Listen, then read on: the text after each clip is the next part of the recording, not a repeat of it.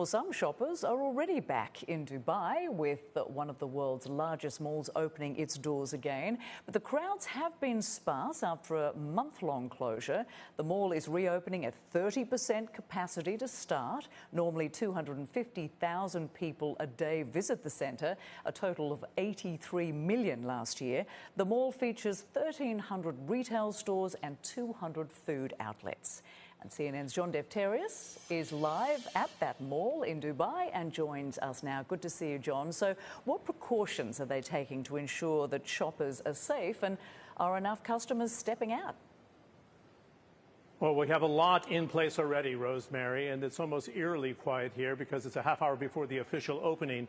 But this is part of the message here. It's a soft relaunch, if you will, with the security measures in place. And during this quiet period before the opening at midday in Dubai, let's bring in the chairman. He's the man who dreamt up the idea, developed it, and delivered it. It's Mohammed Al-Abar, the chairman of Emaar. Thank you, John. Good to see you. Good to see you. What is the message here? This is interesting because you've come in the first 2 weeks of Ramadan, which you noted as a slower period. But the message to the outside world is we're rebooting, but we're not being overly aggressive.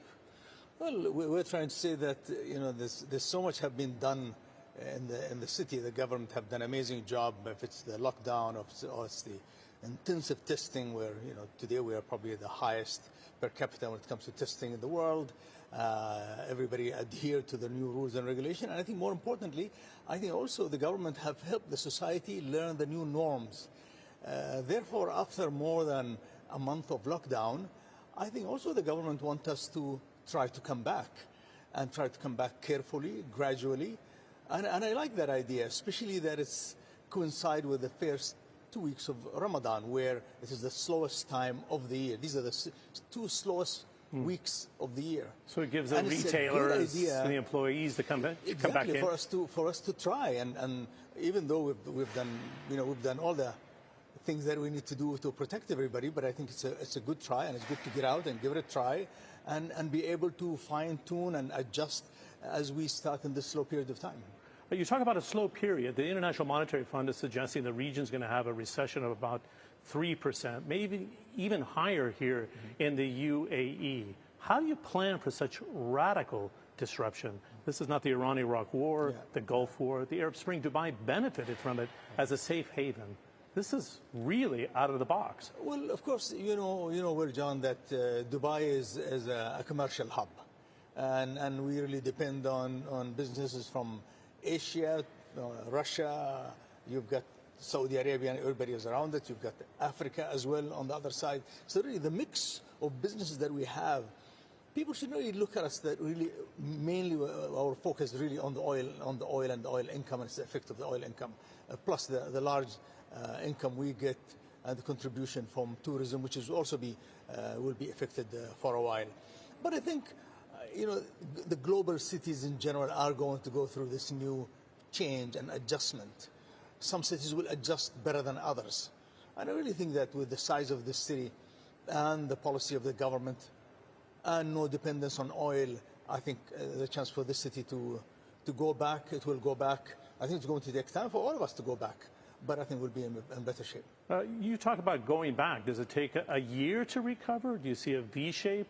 You collect data from your online businesses like Noon, and you have all kinds of data coming in from Dubai Mall here. How long does it take to recover, Mr. Al-Abar? I don't see a V shape. In fact, I'm one of the conservative people who look at this, and I really believe that for human beings to go back to their lives, you'll wait for the vaccine. It's a fact of life. I believe that people, and what we're doing, John, is that we're really trying to tell people that we cannot just be scared and sit in our homes. We've learned, the government have done an amazing work, and now let's try this thing, and let's try this thing carefully, and let's check after a while. Let's be a good example to the world as well. So I expect that we really have to go gradually moving upward towards the end of the year, if there was no major outbreak there, and then probably into first quarter next year. When you start to recover. I think, and then mid next year, maybe we are back to normal. Wow, that's a long period of time. Final question for you. There are concerns here that the Summer Olympics in Tokyo will not happen if the pandemic is still alive, and it was supposed to follow it in the October 2021. is the Dubai Expo. What is your view? Could it be a rebirth, and one way or the other you have to proceed with the Expo this time around because it was delayed for a year? Well, I think it's ideal time looking at the material you read and I read and everyone reads about where is this taking us.